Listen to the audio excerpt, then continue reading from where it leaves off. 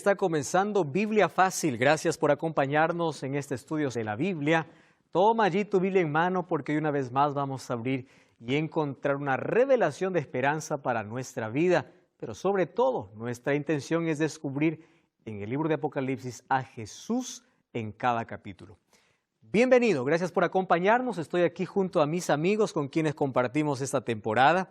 Nos da mucha alegría que podamos conocernos, que podamos conversar ahí en los pasadizos, que podamos responder algunas preguntas, pero sobre todo que estemos unidos aquí para estudiar la Biblia, ¿verdad?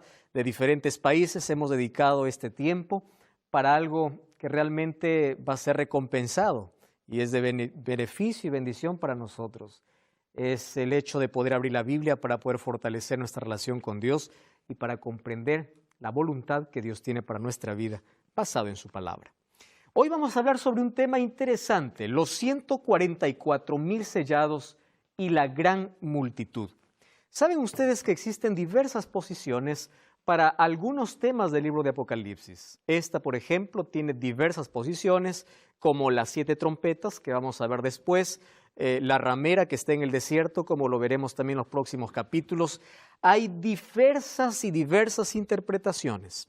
Algunos piensan que los 144,000 sellados que habla Apocalipsis es un grupo de personas a quien Dios elige, Dios escoge y es un número literal. Ya escuché por allá muchos decir, yo ya no me arrepiento porque yo ya sobro, ¿verdad? Los 144,000 ya están completados, ya están completos ellos.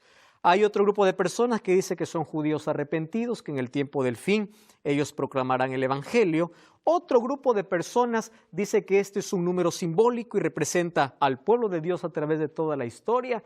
Y allí tenemos interpretaciones, simbólico, literal, más sobre todo eso. ¿Qué dice la Biblia al respecto? Ese será nuestro tema de hoy. Bienvenidos una vez más a este capítulo. Bienvenido tú que estás allí en casa. Listo, toma lápiz y papel. Vamos a abrir la Biblia y vamos juntos a permitir que Dios pueda hablar a nuestro corazón a través de su palabra. Antes de poder abrir la palabra de Dios, aquí tenemos el hábito y la costumbre de pedir la dirección divina. Vamos a orar. Querido Dios, gracias por la oportunidad que tenemos una vez más de abrir tu palabra y de encontrar en ella salvación para nuestra vida. Gracias porque es tu palabra la luz, la única luz que puede brillar en medio de la oscuridad. Gracias porque es ella que nos muestra el camino verdadero, que es Cristo Jesús. Y a través de ella podemos iluminar nuestra vida y podremos también ser herederos de aquella patria celestial, porque nos muestra en plenitud tu gracia y la fe que debemos tener en ti. Gracias por tu amor. Ahora, una vez más, pedimos que tu Santo Espíritu esté con nosotros. Suplicamos que aquella linda promesa que cuando pedimos que tu Santo Espíritu esté, tú dijiste que estará todos los días hasta el fin del mundo. Hoy puede estar aquí para poder mostrarnos la verdad que nosotros necesitamos comprender. Que tu presencia esté aquí y también con las personas que están viendo este programa allí desde casa. En el nombre de Jesús. Amén. Entonces vamos a hablar acerca de los 144,000 sellados y la gran multitud. Un tema realmente interesante, como ya les estuve mencionando, diferentes puntos de vista, diferentes interpretaciones, mas hoy vamos a hablar basado en la Biblia. ¿Qué significa? ¿Qué representa este grupo especial? ¿Y por qué dice 144,000? Entonces allí nos presentamos ante la primera pregunta. ¿Quiénes son los 144,000 sellados? Abrimos la Biblia para ver de qué grupo está hablando. Apocalipsis capítulo 7, versículo 4. Apocalipsis capítulo 7, versículo 4, dice allí, versículo 4, y oí el número de los sellados, 144,000 de todas las tribus de los hijos de Israel. Yo les estoy dando solamente el número, sin embargo hay un contexto que son los primeros versículos, las cuales ahora recién vamos a leer. La pregunta es, ¿quiénes son esos 144,000 sellados? ¿Y por qué 144,000? ¿Verdad? ¿Por qué ese número? Para resolver eso, vamos a ver el contexto. Apocalipsis capítulo 7, versículo 1. Felipe, ¿puedes leer el versículo 1 hasta el versículo 3, por favor? 7, 1 al 3. Después de esto vi 4 ángeles en pie sobre los 4 ángulos de la tierra, que tenían los 4 vientos de la tierra, para que no soplase viento alguno sobre la tierra, ni sobre el mar, ni sobre ningún árbol. Vi también a otro ángel que subía de donde sale el sol, y tenía el sello de Dios vivo, y clamó a gran voz a los 4 ángeles, a quienes se le había dado el poder de hacer daño a la tierra y al mar, diciendo: No hagáis daño a la tierra ni al mar, ni a los árboles, hasta que hayamos sellado en sus frentes a los siervos de nuestro Dios. Interesante, los 3 versículos que leyó aquí Felipe, habla hace una referencia del número 4 en diversas ocasiones. Primero encontramos 4 ángulos de la tierra. Luego encontramos 4 vientos, ¿verdad?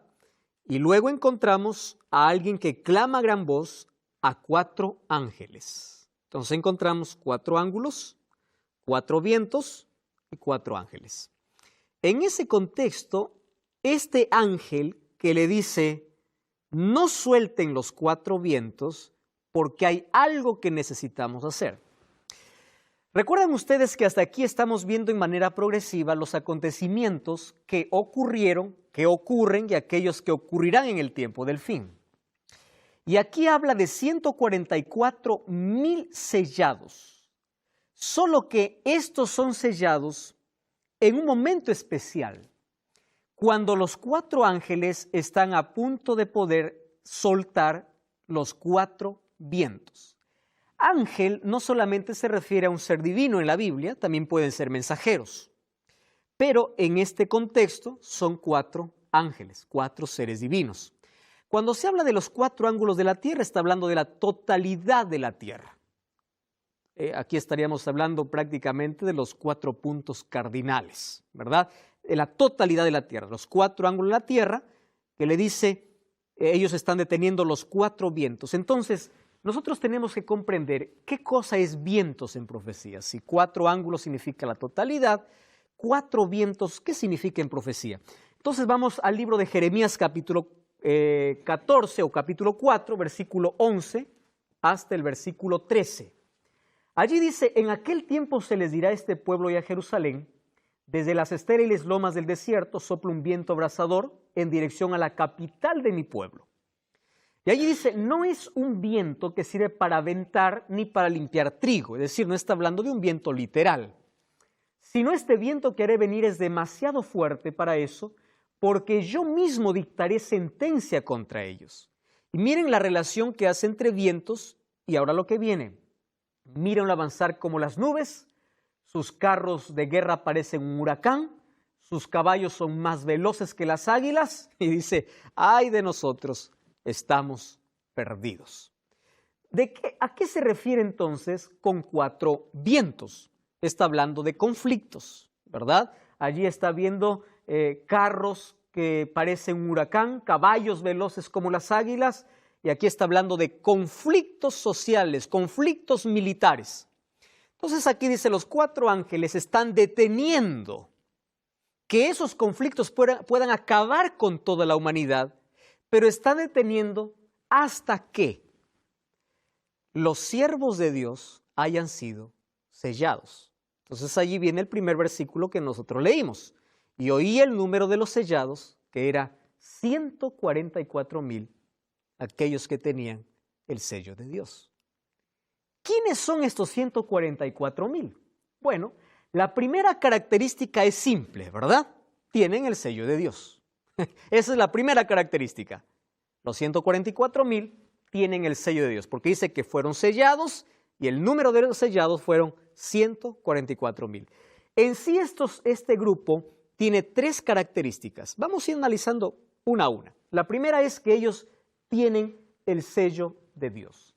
Entonces ahí tenemos que descubrir cuál es el sello de Dios. Primero,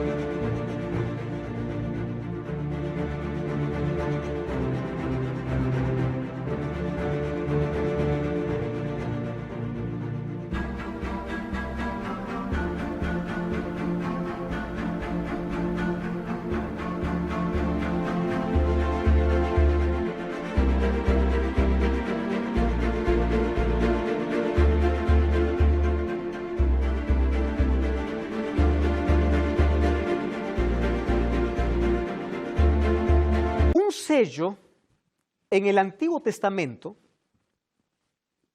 es usado como un símbolo de protección, ¿correcto? Un sello protege, cuida.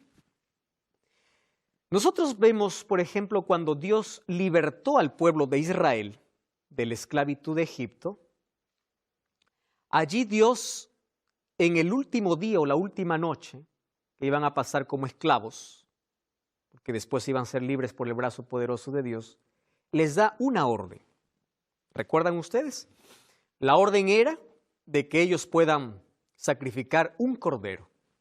Nosotros sabemos que ese cordero representaba a Cristo desde el primer cordero que murió allá en el Edén. Con la sangre de ese cordero pudiesen pintar ¿qué cosa? La puerta, ¿verdad? El poste allí, el umbral de su puerta. Y el ángel esa noche pasaría y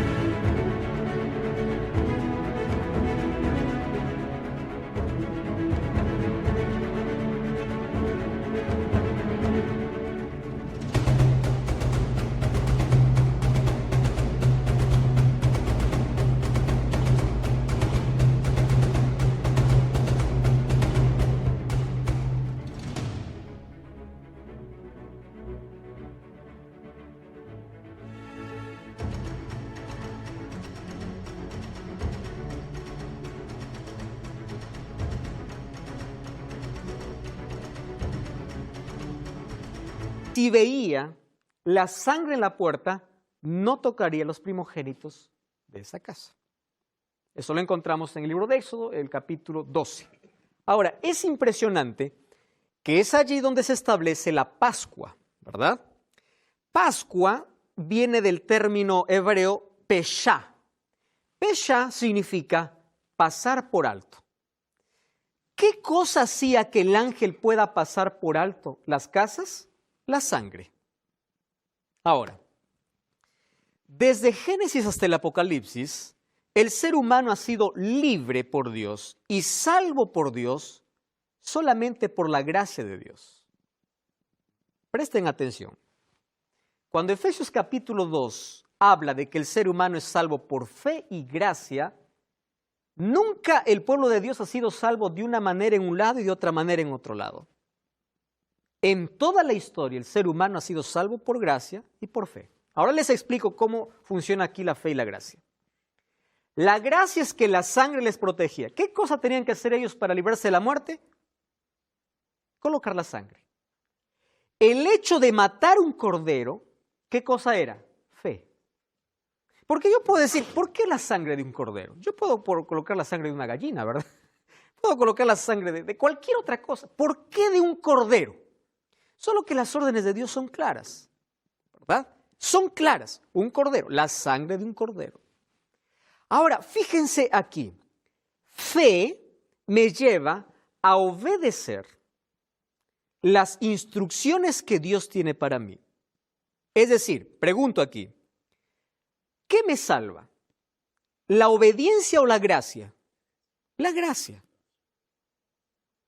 Pero para ser salvo por la gracia, yo necesito de fe. Ustedes recuerdan a quién se les llama el padre de la fe.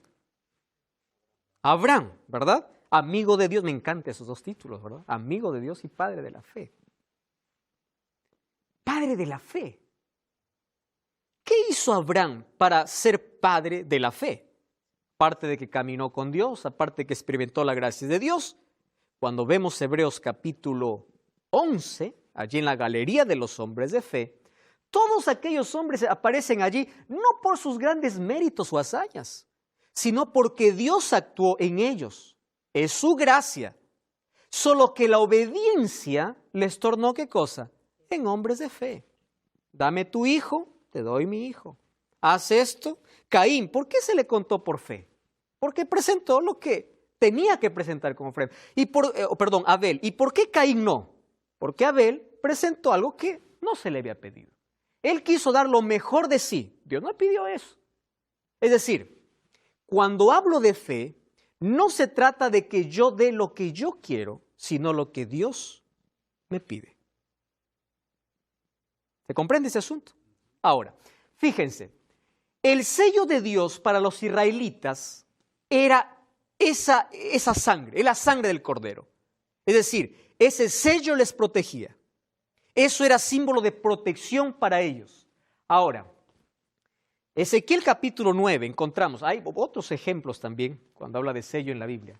Ezequiel capítulo 9, versículo 4 a 6, dice, y dijo Jehová, pasa por medio de la ciudad, por medio de Jerusalén, ponles una señal en la frente a los hombres que gimen y que claman a causa de las abominaciones que se hacen en medio de ellas. Dice así, pasa por la ciudad en pos de él y mata, no perdone vuestro ojo, ni tenga misericordia, pero a todo aquel en el cual hubiere señal, no os acerquéis.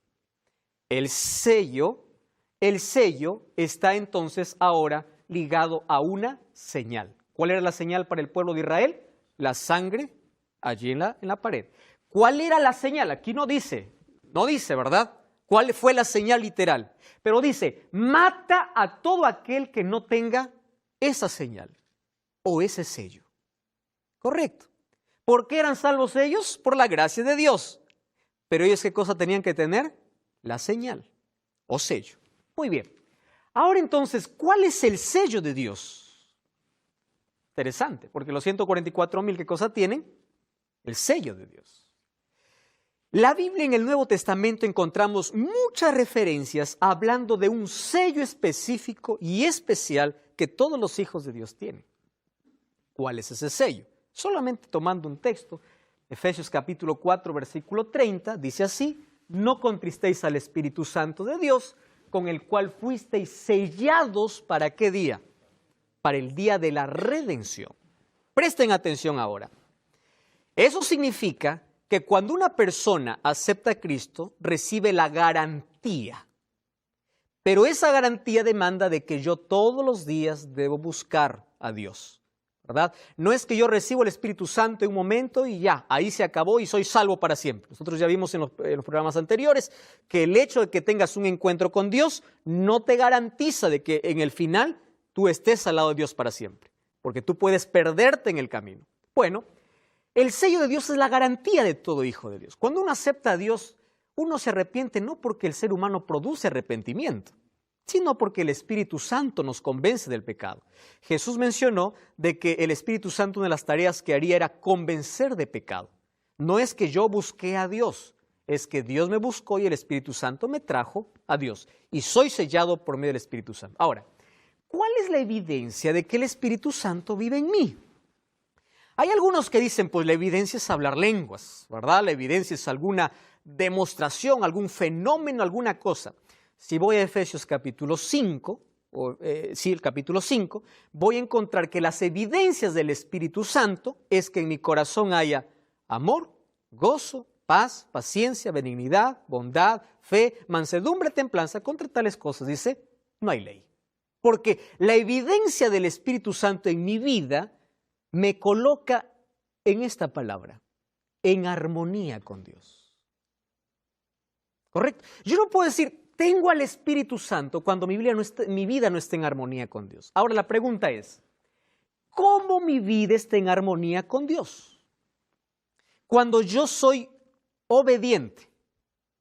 ¿Obediente a qué? A su palabra. ¿Dónde yo descubro el plan que Dios tiene para mi vida? En la Biblia. Entonces, el Espíritu Santo vive en mí cuando yo vivo la palabra de Dios. Cuando yo escucho. Cuando yo obedezco. Voy a hacer un paréntesis aquí porque hay muchos que malinterpretan ese asunto. La obediencia no es la causa de la salvación. La obediencia es el resultado. Hay una enorme diferencia entre causa y resultado. La causa de la salvación es la gracia. ¿Por qué nos salvamos? Por gracia. Es la causa. El resultado de que yo tengo la gracia de Dios, el Espíritu Santo, hace que mi vida se coloque en armonía con su voluntad. Ahora fíjense, en el tiempo del fin habrá dos asuntos que hará que el pueblo cristiano esté dividido. Y a eso lo tomamos como una señal distintiva. Vamos a abrir la Biblia, Isaías capítulo 8, versículo 16. ¿Alguien tiene allí el texto? ¿Puede leer? Yo aquí voy a buscar también el texto. Isaías, tú que estás allí en casa, puedes allí abrir tu Biblia y puedes leer también el texto. ¿Tienen allí? Gracias, Pablo. ¿Qué cosa dice? Ata el testimonio, sella la ley entre mis discípulos. Muchas gracias, Pablo. Entonces allí dice, ata el testimonio y sella mi ley entre mis discípulos. ¿Cuál es el sello de Dios? El Espíritu Santo. El Espíritu Santo me coloca ¿en qué? En armonía con la palabra de Dios. Cuando hablamos de ley, estamos hablando de la instrucción completa de Dios. ¿Correcto? Instrucción completa. Ahora, fíjense una cosa. Desde tiempos muy antiguos, un sello siempre ha tenido tres características fundamentales: nombre, cargo, función y jurisdicción. Tú quieres colocar un sello, está tu nombre, ¿no? Tu cargo, quién eres y cuál es tu jurisdicción. Isaías dice, ate el testimonio y sella, coloca como un sello mi ley entre mis discípulos. ¿Correcto? Entonces, si el Espíritu Santo me sella, quiere decir que me pone en armonía con Dios, con su palabra y su ley.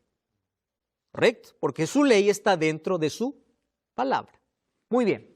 Entonces, vamos a buscar dentro de la ley, algunos piensan que la ley fue abolida, si hay alguien que tenga esta característica. Yo tengo aquí una Biblia que es muy conocida por muchos, que es una Biblia versión latinoamericana. Me encanta porque esta Biblia tiene un lenguaje muy claro. Me encanta esta versión. Vamos a Éxodo capítulo 20. ¿Les parece? Porque la ley de Dios, escrita por el dedo de Dios, está en Éxodo capítulo 20. Tú que estás allí en casa, puedes tomar también tu Biblia, no importa la versión que puedas tener. Yo elegí esta versión. Ahora, esta versión, te repito, es tan clara, por eso me encanta. Miren, versículo 1. Dios dijo estas cosas, estas palabras, dice: yo soy tu Dios que te saqué de Egipto, de la tierra de esclavitud. ¿Correcto? ¿Qué dice el versículo 3? No tendrás otros dioses fuera de mí. Yo estoy leyendo esta versión, puede ser que varíe aquí algunas palabras con las que usted está leyendo, pero me encanta esta versión porque es bien clara. Número 2. No te harás estatua ni imagen alguna de lo que hay arriba en el cielo, abajo en la tierra, debajo de las aguas de la tierra. No te postres a esos dioses ni les sirvas, porque yo soy tu Dios. Vamos al versículo 6 o al versículo 7. No tomes en vano el nombre de Jehová tu Dios, porque no dejará sin castigo aquel que tomare su nombre en vano. Versículo 8. Acuérdate del día sábado para santificarlo. Trabaja 6 días y en ellos haz tus faenas. El séptimo día es descanso consagrado a Jehová tu Dios. No trabajes ni tú, ni tu hijo, ni tus hijas, ni tu siervo, ni tus animales, ni forasteros. Porque en 6 días hizo Jehová el cielo y la tierra, el mar, y todo lo que en ellos hay. Y el séptimo día descansó. Por eso Jehová bendijo el día sagrado. Respeta a tu padre y a tu madre, no cometas adulterio, no mates, no robes, etc. Presten atención acá.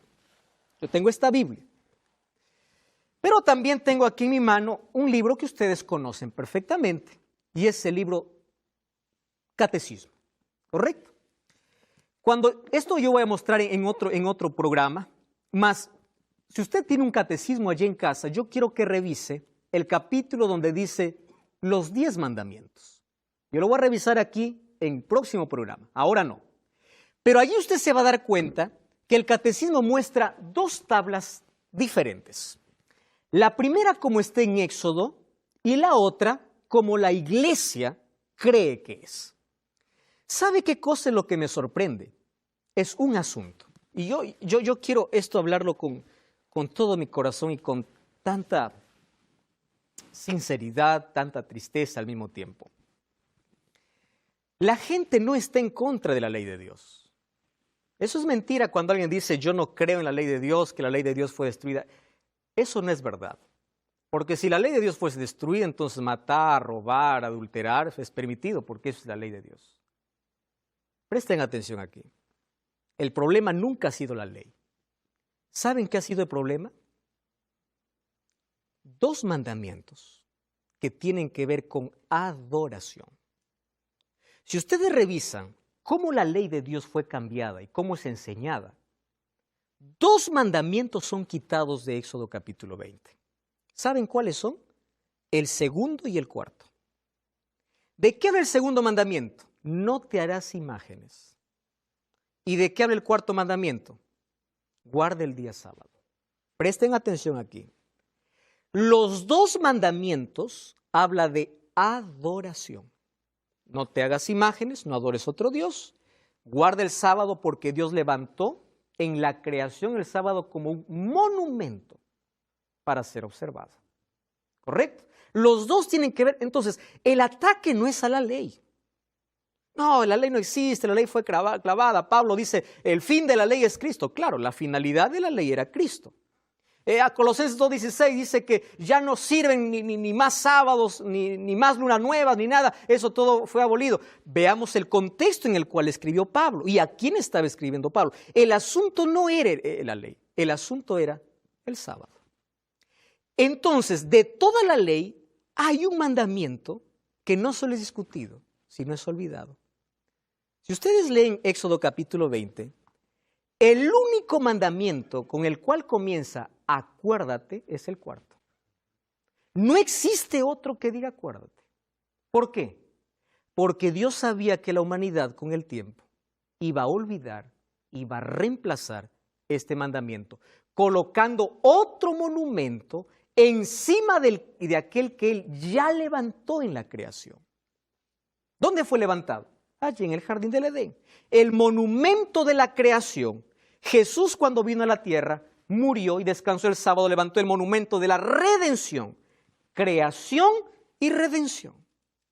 Ahora el ser humano quiere colocar encima otro monumento para recordar, ¿qué cosa recordar? La resurrección de Jesús. Ahora yo les hago una pregunta.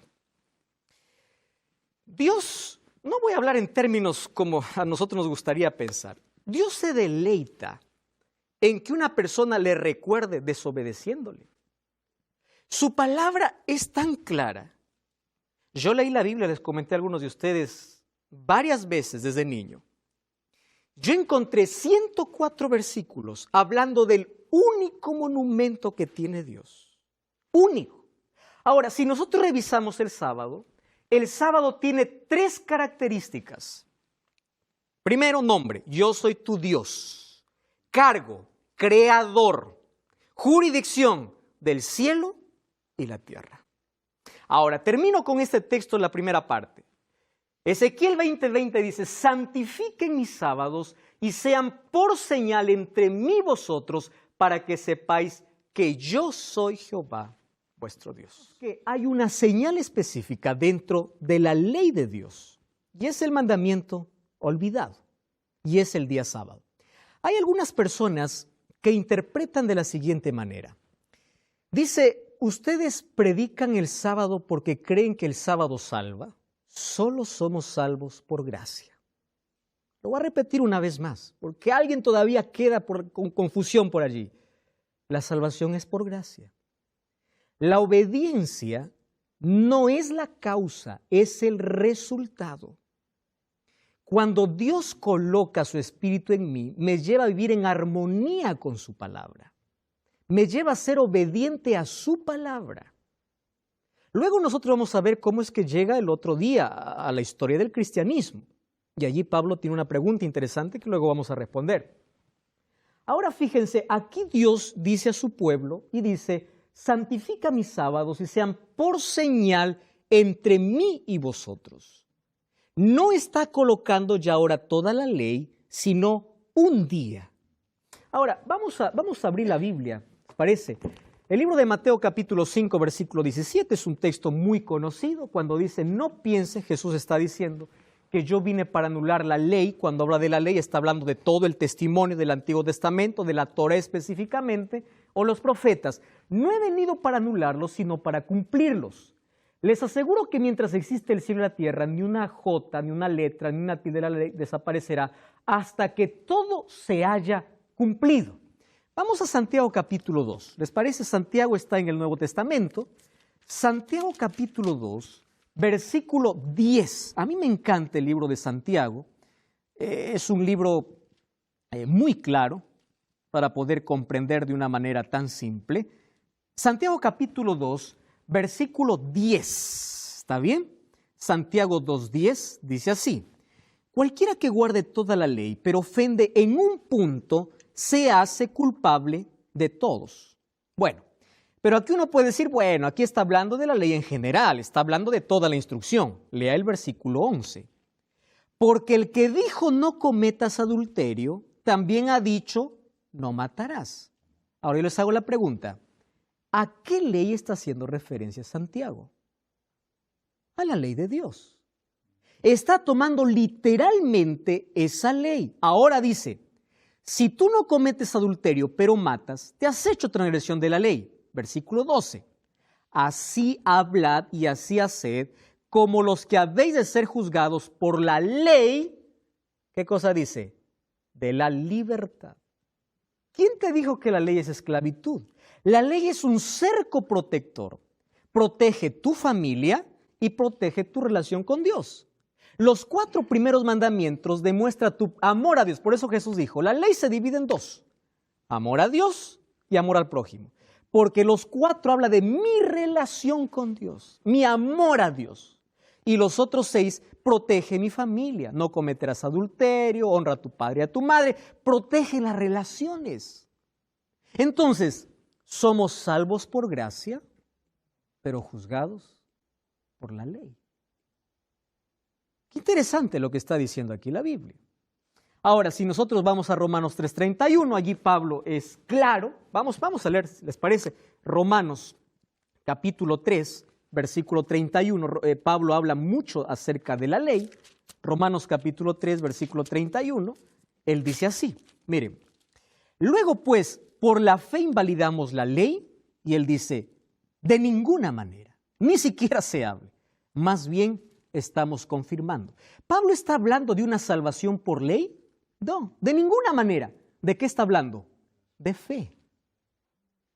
Porque el ser humano es salvo por fe y gracia. Entonces, es interesante que en el tiempo del fin, aquellos que tienen el sello de Dios, por medio del Espíritu Santo, tendrán un sello invisible. Esto se llama un sello escatológico.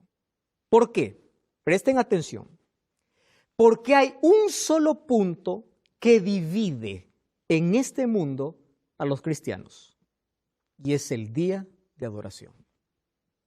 Hay otros temas que dividen, vamos a ver en los próximos capítulos cuando hablemos de la inmortalidad del alma y de otros asuntos, pero el día de adoración es el punto central.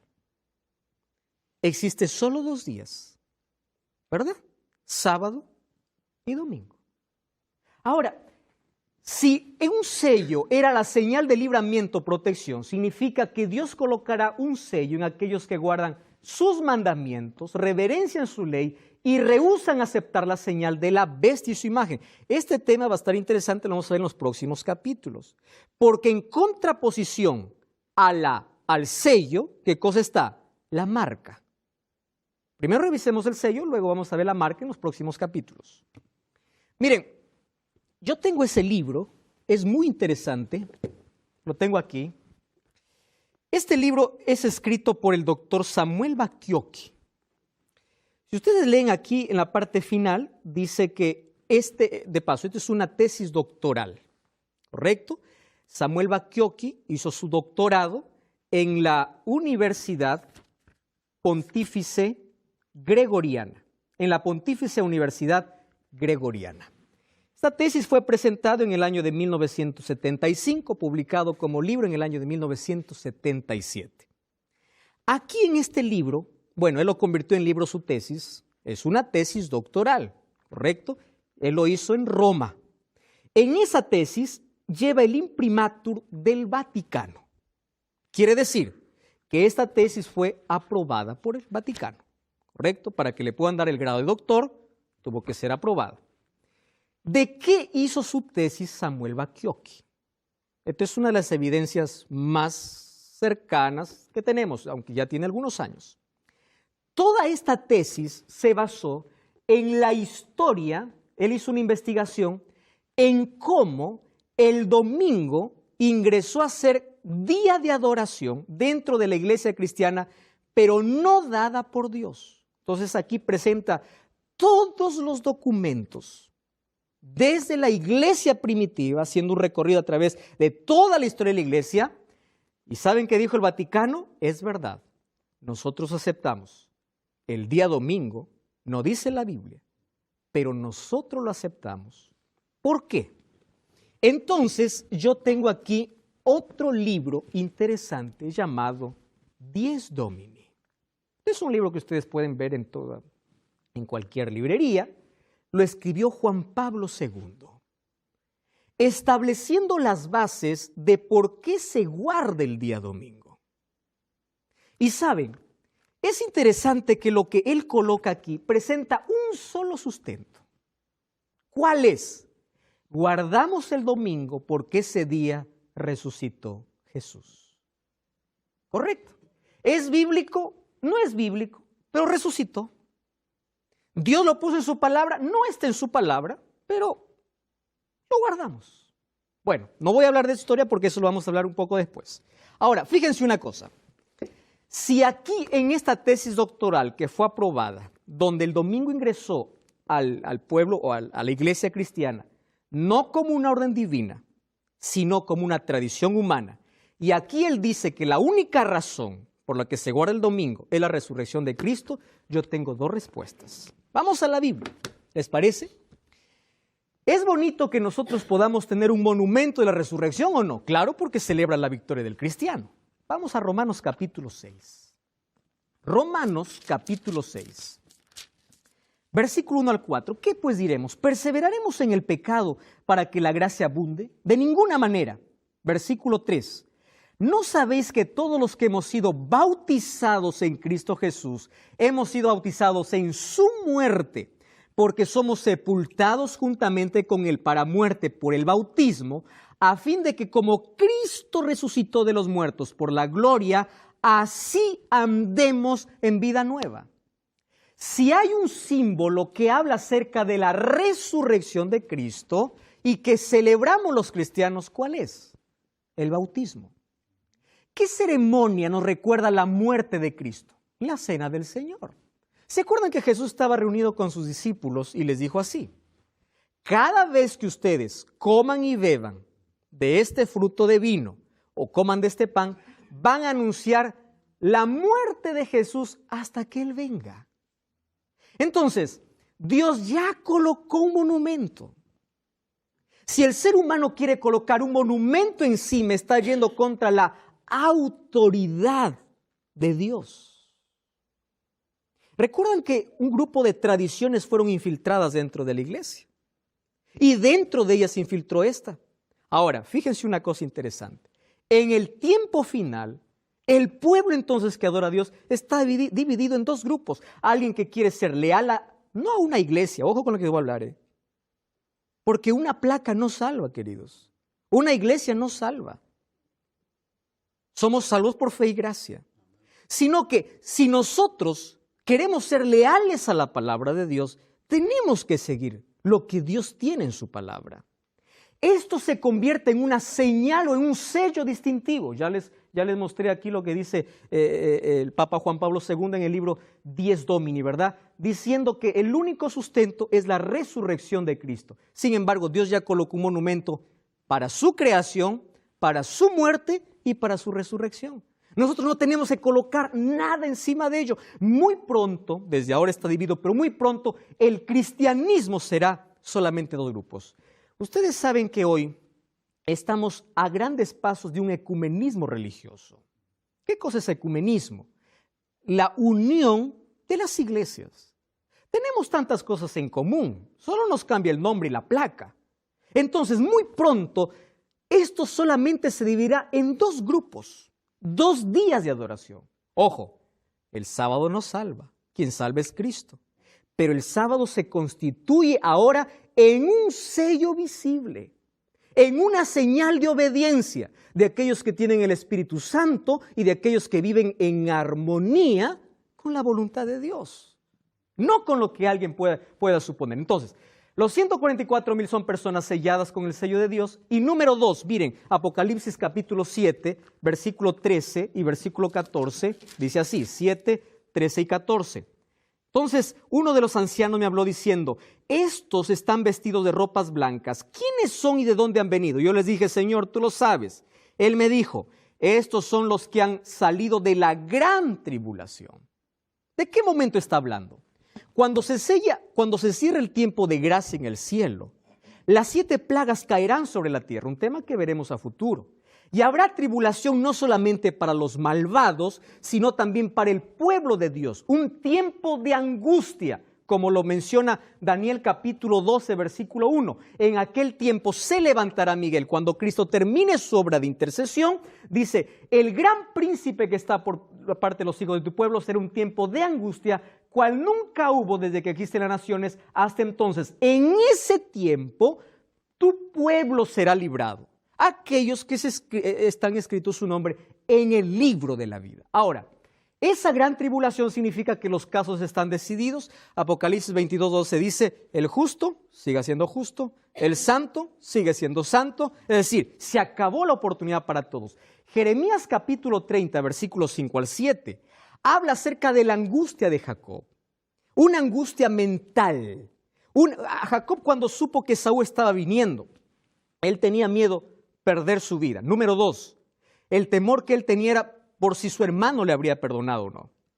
La angustia que pasarán los hijos de Dios se refiere a esa angustia mental.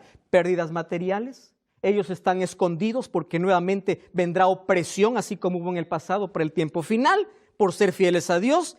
Y la angustia mental por saber si todos sus pecados también han sido perdonados. Ahora, lo que más me encanta es el versículo 14. Miren lo que dice.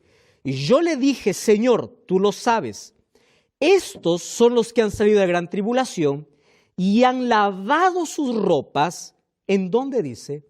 En la sangre del Cordero.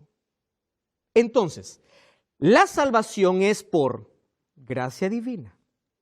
Lavar la sangre o lavar los vestidos en la sangre del Cordero significa aceptar la justicia de Cristo en lugar de mis méritos.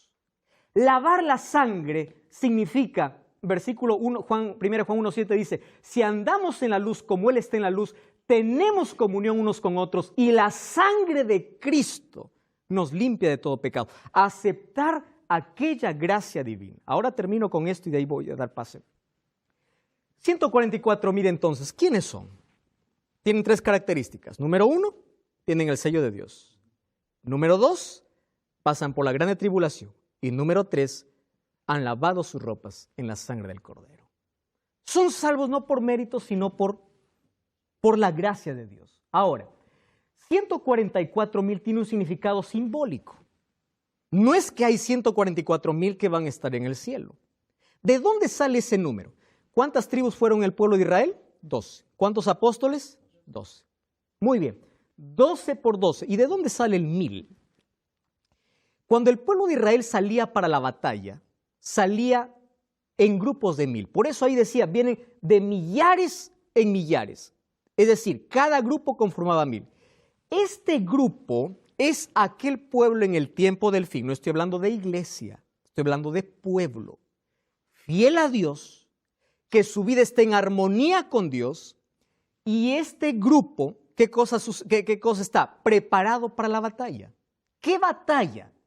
Vamos a ver en los próximos capítulos que existe la última batalla en este mundo, la cual se llama la batalla del Armagedón. Entonces, este grupo sufre persecución, pero aceptó la gracia de Cristo, tiene el sello de Dios. El sello de Dios les protege de las plagas, pero no del otro tipo de angustia. Ahora, fíjense una cosa. El número 12 se repite constantemente, 12,000 estadios, la ciudad santa tiene dimensiones de 12, etcétera, etcétera. Entonces, aquí representa al pueblo de Dios a través de toda la historia, aquellos fieles hijos de Dios, aquellos que han lavado sus ropas en la sangre del Cordero, han aceptado la gracia de Cristo, y aquellos que tienen ese sello visible en su vida. Entonces, formar parte de este grupo no se trata de una placa de iglesia, sino se trata de fidelidad y de lealtad a la palabra de Dios. Pablo. No, pensando en lo que hablabas, que el domingo como monumento a la resurrección, cosa que bíblicamente ya hay un monumento que es el bautismo. Pero no será, según el Salmo 118, verso 24, este es el día que hizo Jehová.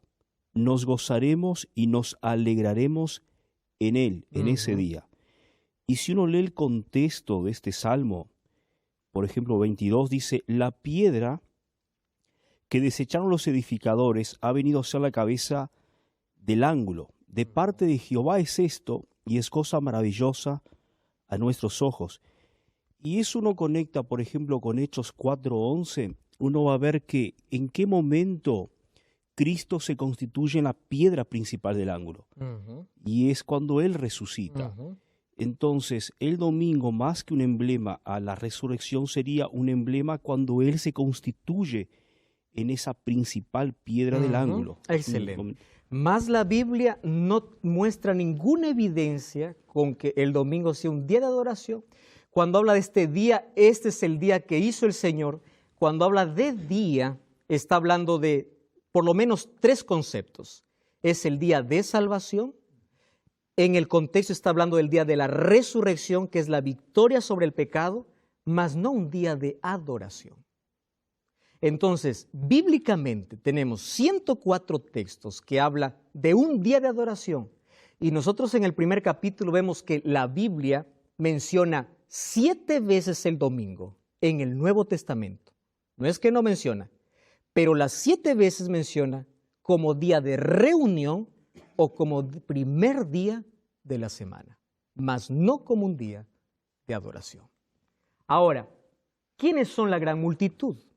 La gran multitud son los 144,000 en 2 momentos, solo que los 144,000 están en la tierra, listo para la batalla, y la gran multitud está celebrando la victoria porque ya pasó por la batalla.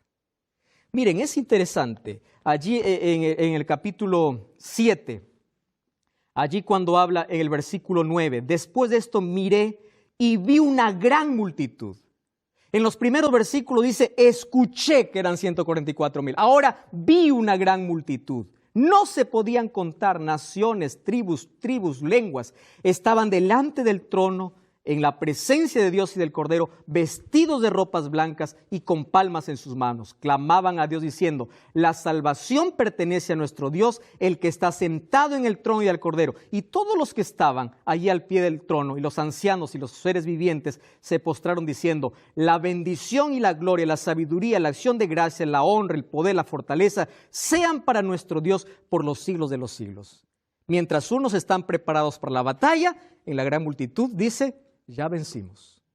Es decir, es el mismo grupo. Finalmente, queridos, nosotros no debemos fidelidad a un líder ni a una iglesia. Debemos fidelidad a la Biblia. Ahora yo te voy a hacer una invitación a ti. Tú que tienes este libro en tus manos. La Biblia es clara. La Biblia no necesita un intérprete humano. La Biblia se interpreta a sí misma. Empieza a revisar el fundamento de tus creencias. Empieza a salir del bullicio, del griterío, de iglesias que solamente hablan cualquier otra cosa, menos se abre la Biblia para poder predicar el plan de Dios para ti. Somos salvos por gracia. Aceptamos esa gracia, pero la gracia nos lleva por el camino de obediencia. Hoy te desafío a dar un paso de fe para que tú y yo podamos formar parte de un pueblo. Y es ese pueblo que se mantiene de parte de Dios y de su palabra. Toma esa decisión de ponerte de parte de lo que Dios tiene en su palabra, sacando todas las tradiciones que tienes en tu vida. Primera de Juan, capítulo 2, versículo 4. Dice aquel que dice yo le conozco, pero no guarda sus mandamientos, el tal es mentiroso y la verdad no está en él. Pero el que guarda su palabra, en este verdaderamente está el amor de Dios. Y en él se ha perfeccionado, porque sabemos que estaba en él. El que dice que permanece en él, debe andar como él andó. Jesús es nuestro máximo ejemplo. Lucas 4:16 dice que su costumbre era en la sinagoga todos los sábados. No porque un día te salve, eres salvo por la gracia de Cristo. Sin embargo, su gracia te transforma y hace que tu vida se pueda poner en armonía con el ejemplo y la voluntad de Dios. Hoy te invito este sábado, busca una iglesia, que hay una dirección, busca, te espero allá y vamos a adorar a nuestro Dios, que el monumento que levantó en la creación, según Isaías capítulo 66, 22 y 23, será eterno. Ese es el día que Dios separó. Es el día que Dios separó para que tenga un encuentro contigo. Vamos a orar. Querido Dios, ayúdanos a ser fieles y obedientes a tu palabra. Que tu gracia pueda transformar nuestro corazón. Y ayúdanos a colocar nuestra vida en armonía contigo. No por nuestros propios méritos o esfuerzos, sino porque el Espíritu Santo permite ese cambio en nuestra vida. Abre nuestros ojos, ayúdanos a mirar tu verdad y aceptarlo con agrado en nuestro corazón. En nombre de Jesús.